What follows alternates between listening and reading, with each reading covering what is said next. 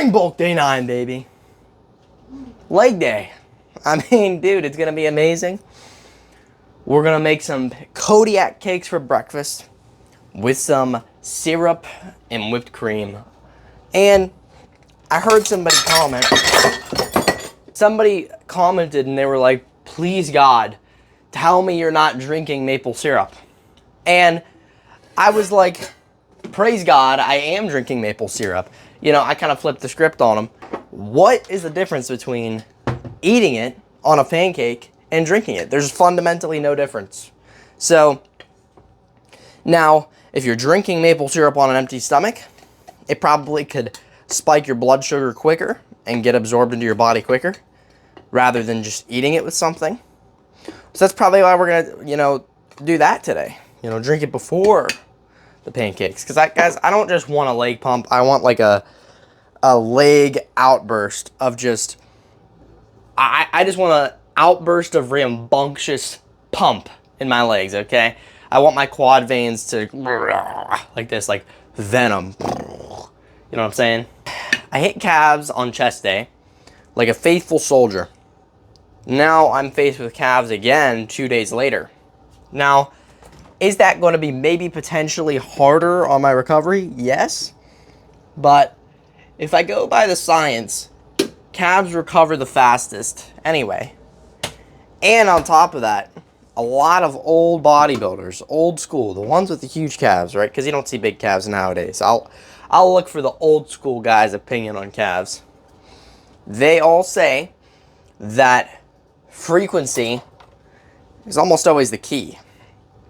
Now, do I believe that? Not necessarily. I think calves are an anomaly, though, to be honest. So, you know, a lot of people will just take anything they can get. But the main foundational principles that I have found when doing calf exercise to actually make growth happen, because I have grown my calves literally even on the cut, measurably. Stretched position calf raises, hardcore, just focusing on the stretch. Doing partials in the bottom range of motion. I don't do full range of motion. And that has been one of the best things I've ever done. It just works like super well. The actual, you know, movement just feels nice. Which, I mean, yeah, movements don't need to feel nice, but that one does. So, anyway, I don't know if you guys could tell, but I usually listen to music whenever I'm making these videos, because it gets me in the mood, you know what I'm saying? Right now I got Tom Platz in my ear. He's telling me I won't be a failure. So, thank you, Tom Platz.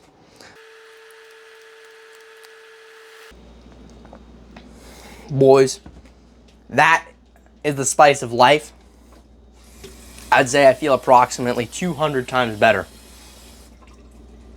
Now, again, if somebody challenges me and says that's unhealthy, I would say I'm going to have adequate carb intake to increase glycogen in the muscle to improve power output in the gym anyway. And it doesn't matter how I'm achieving that. If I'm doing it through drinking it or caking my pancake in syrup or having a bunch of honey on a freaking sandwich, who cares? Seriously, it's no different. It's honestly, to me, it's no different. I'm not encouraging you guys to do this necessarily. I'm not recommending it. I'm not encouraging it. But I am saying, fundamentally, there's no difference between just eating it off of a pancake and drinking it. Oh, boys, it's a beautiful windy day. So Dorian Yates in my ear just said that it's life and death in the gym, you know? He said, imagine that you have your newborn baby in a hostage situation and you got to do that set for your baby to survive. That, I mean, if you're bringing that level of intensity, I mean, that's awesome. I will see you guys in the gym. So, it's actually funny how light this feels. Like, it feels almost like it wants to move.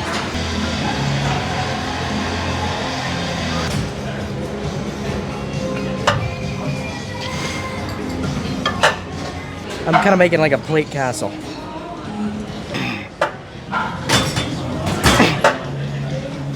Okay, that should be a good enough warm-up. This is gonna be annoying to put away, but it's fine.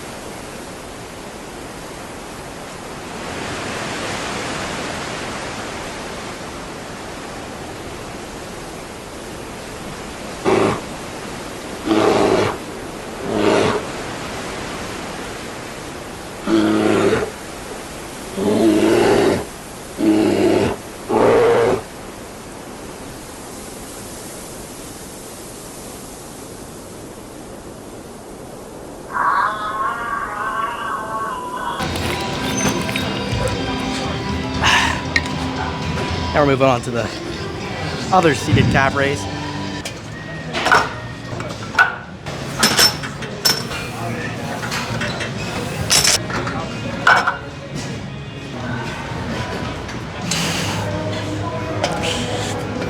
Okay, that's too heavy.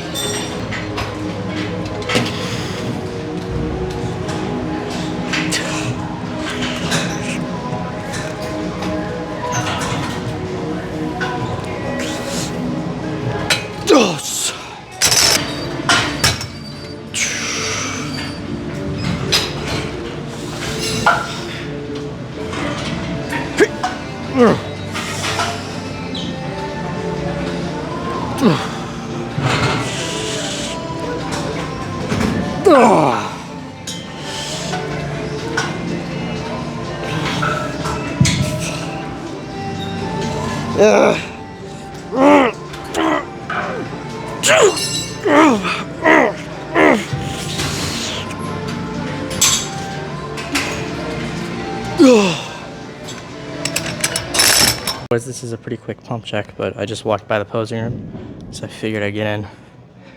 No quad pump yet, and as you guys know, quads look better without a pump, so this is kind of cheating, I guess. I'm supposed to show you it after. But then we also got the calf pump. Hold on, let me try a hamstring drop.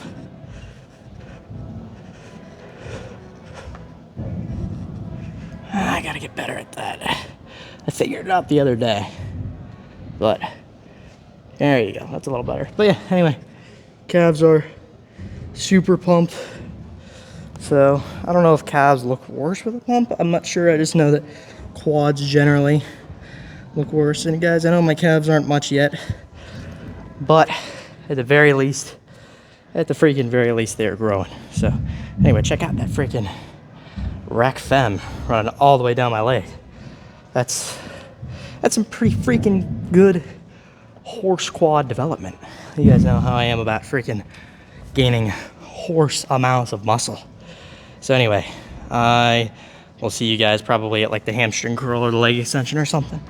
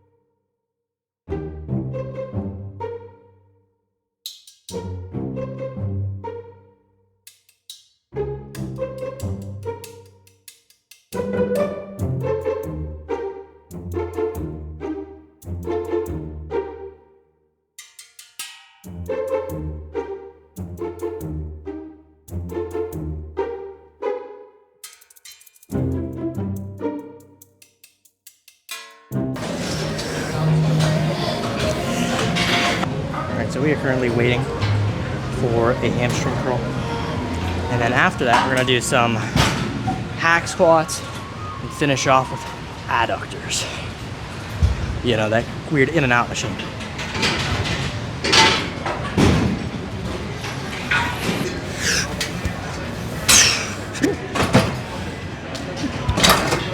Okay. Let's do 125.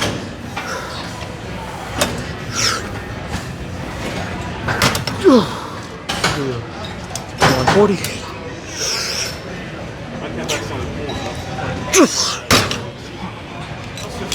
155.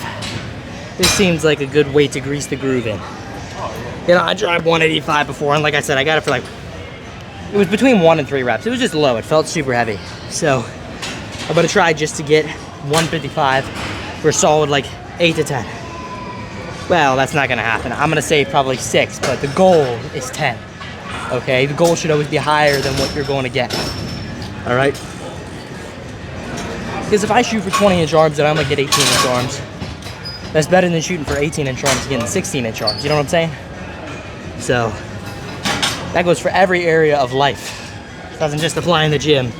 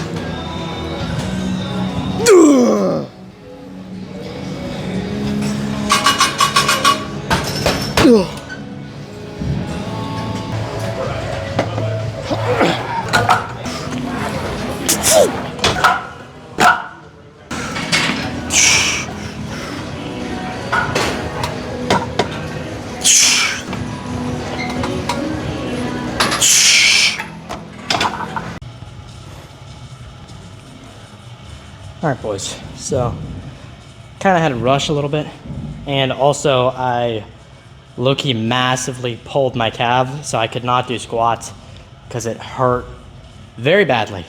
So I think it's gonna feel better, but it's one of those things. I think it's just because I overtrained my calves. I did calves 2 days ago, calves today, and then on the way down on that 4.5 plate hack squat, then I felt my calf like, and then I also felt my calf on the lying hamstring curl. So I guess that's a little too much volume for now, but it's whatever. Let's do a quick pump check, because like I said, we're in a rush. And yeah, that's the calf that really hurts, by the way. Anyway, let's see. I mean, honestly, dude, pump checks with legs are always kind of uninteresting because they look blurry.